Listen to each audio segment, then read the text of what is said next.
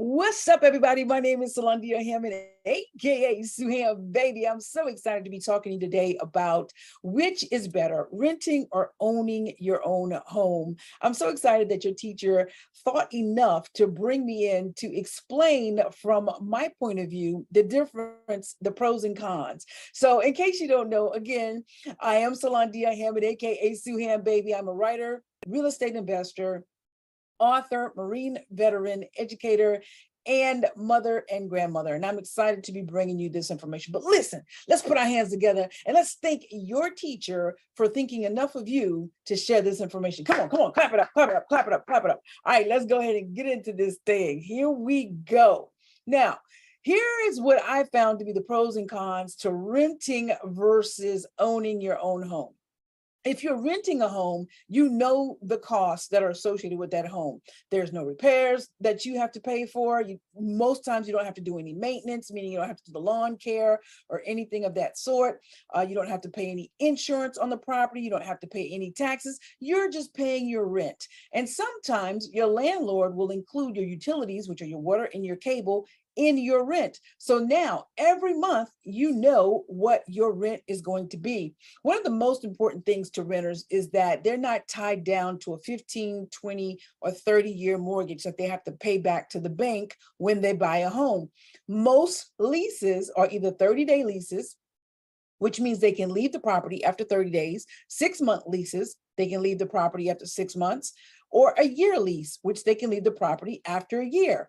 And if they don't want to leave and they have a great landlord, they can renew their leases and stay another 30 days or another 6 months or another year, depending how long the lease is. So they have freedom. They can pick up and move if they expand their family. They can pick up and get a bigger house. If they're going to a new job, they can pick up and move. If they want to move closer to family, they can pick up and move. Here are some of the cons to renting. Your rent can increase. Yes, your landlord may increase your rent when they increase the lease. So if you have a 6-month lease, the landlord could increase your rent at the end of that 6 months, same thing at a year. It's just totally up to your landlord. Also, when you are renting, you don't accrue any equity. What is equity? Equity is the difference between what your home is worth and what you owe to the bank. If you're renting, you don't owe anything to the bank because you don't have a mortgage on it. You're just simply renting. So therefore, you will not accrue any equity, and equity equals wealth. Now, also, if you're renting, you're at the mercy of the landlord. If you are 5, 6, 7 days late, that landlord could evict you. Vice if you are buying a home and you have a mortgage company, sometimes the mortgage companies will defer your payments for a month, 2 months, or 3 months until you get back on your feet. Landlords don't have to do that. So if you are late and you don't strike up an agreement, they can evict you. And another sad thing is if you are living in a home, a landlord could sell that home, which could force you to move. So those are the pros and cons of renting. Now, if you're going to buy a home and you want to own your home, here are some of the great things about owning your home. You can build equity. Remember what I said equity is? Equity is the difference between what your home is worth and what you owe on it. So if your home is worth $300,000 and you have a mortgage on the bank of $100,000, the difference is $200,000, which means you have $200,000 worth of equity in your home. Now, what does that mean? That means that you could sell your home for $300,000 and make $200,000. It also means that you could go back to the bank and say, hey, I have $200,000 worth of equity in my home. I would like to refinance it and get cash, meaning take that equity that's in that home and get cash inside your bank account. It's called a refi cash out. Another pro of owning your home is that your mortgage is generally cheaper than what your rent will cost you, okay? And you get to claim tax benefits because being a W-2 employee, meaning that you go to work, you go to a job, those are the people that are taxed the highest. So if you have a home and you're paying mortgage interest, you can claim those tax deductions at the end of the year, thereby possibly reducing the amount of taxes you may owe to the government. Now, here are some of the cons of owning your own home. It comes with unexpected repairs. If a water heater busts and it costs $1,200 to put that in there, you, the homeowner, you have to pay for that. If the roof caves in and it costs 15 grand to replace that, you, the homeowner, has to pay for that. If you are renting a property, you don't have to pay for anything because the owner of that property pays for it. However, if you are owning your property, buying your property, you are responsible for all repairs. You're responsible for all expenses, which include and are not limited to insurance, utilities. If you live in a neighborhood that has HOA, homeowners association fees, you'll have to pay that. There's mortgage interest on your loan. There's property taxes and any other things that is associated with having a house, you would have to pay. You can't call your landlord and say, hey, the window's busted, can you repair it? Can't do that when you're buying, when you're owning your house. So those are just some of the cons. And another thing is you can't just easily pick up and leave. Why? Because you have a mortgage on this property. Most mortgages are 10-year mortgages, 15-year mortgages, 20-year mortgages, and 30-year mortgages. So you're tied down to this property. If you did want to leave, so let's say you got a new job, you're living in South Carolina and you got a job in North Carolina and you wanted to relocate and you didn't want this house anymore. Well, you'd have to sell this house or give it to a family member and ask them to take over the payments, or you could keep the house and rent it out to a tenant. But as you can see, it's not as easy to pick up and leave when you have a mortgage on a property. Now, I know most people will tell you that renting is a waste of time, but here's my take on renting versus owning your home, right? Whether you choose to rent or buy your home, it depends on your financial situation, your lifestyle, and your personal goals. I have a brother who is set on renting because he likes to pick up and move every year and a half. He likes to travel. He likes to get a new job. And it's easier for him if he's renting to be able to pick up and do that. Also, he doesn't want to be responsible for big repairs like windows and doors and maintenance and doing lawn care. So renting is definitely better for him.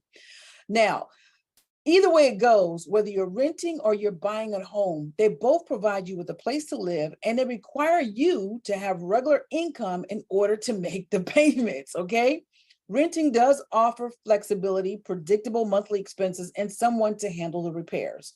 Home ownership, however, brings intangible benefits such as a sense of stability and a pride of ownership. One of the things about owning your home is as long as you're making your monthly payments and as long as you're paying your taxes and your insurance, you don't ever have to worry about anybody evicting you. You don't ever have to worry about anybody selling the home out from underneath you. Home ownership also gives you tax deductions, and again, it builds equity, which equates to wealth. Now, renting doesn't mean you're throwing away money every month, and owning doesn't always mean you're going to build wealth in the long run. Again, it goes back to whether you, it depends on your financial situation, your lifestyle, and your personal goals. But what I want to give you is something you can do to actually build equity as well as increase your cash flow. This is an option I wish someone had taught me when I was in school. And this is something I want to teach you really, really quick if you haven't heard of it. And it's called house hacking. Let's see, let's make sure I got my slides back. There we go. It's called house hacking. House hacking means finding ways to generate income from a home. Traditionally, house hacking meant buying a multifamily property, living in one side and renting out the other so the tenants could pay the owner's mortgage and the owners build equity while maintaining the property. Now, what you see on the screen here is a duplex. This is actually my duplex. I bought it for $75,000, painted it, fixed it up, and I have a family up top with their own separate kitchen, bathroom, beds, all that stuff, their own separate interests, and a family on the bottom. And I am collecting rent from both of those families. Now, so I'm building my equity and I'm a landlord and I am providing a place for people to stay. Here's the thing. If I wanted to house hack, once one of my tenants moved out, I could actually live in one of those units and let the tenant on the bottom pay for my mortgage. I would get cash every month from the person living on the bottom while I'm living on the top, and not even having to worry about any expenses. Why? Because I'm house hacking and the person down below is paying for my expenses. And this is a duplex. So again, a duplex is a building that's divided into two apartments, and each has its separate interests. You could live in one and collect rent from the other. That's called house hacking and the building of the duplex because it's two apartments. This is a triplex. It has 3 doors. It has 3 separate interests. It's 3 separate apartments. Imagine you building a triplex instead of building a regular single family home. You living in 1 unit and then you having 2 units that you could charge rent on. And the money that you collect that rent from would actually pay your mortgage. You own the building and you're the landlord. Now you're not even having to pay your mortgage because you have 2 tenants that are paying your mortgage and giving you extra money in your pocket every month. Well, what if you bought a quad?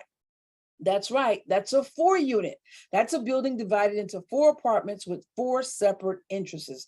That means you could live in one of the units, really, really nice, and you could have 3 tenants, and those 3 tenants are paying your mortgage and plus paying you extra money every month. So basically you are living rent free. You are a homeowner who owns the property, but you are not paying for your mortgage. Instead, your other 3 tenants are paying for your mortgage. So how awesome is that? So that is my little tidbit that I wanted to leave with you guys on renting versus owning, but also to tell you about house hacking, how you can be an owner and a landlord and not even have to pay for where you live because your tenants will take care of it for you. If you need more information on this, guys, you can actually go Google house hacking. You can Google the difference between owning and renting. You can YouTube it. You can go to my website, moneywithrealestate.com. You can also go to my YouTube channel at youtube.com/Suham1974. So I would like to just thank everybody for watching this. I hope this has been beneficial to you.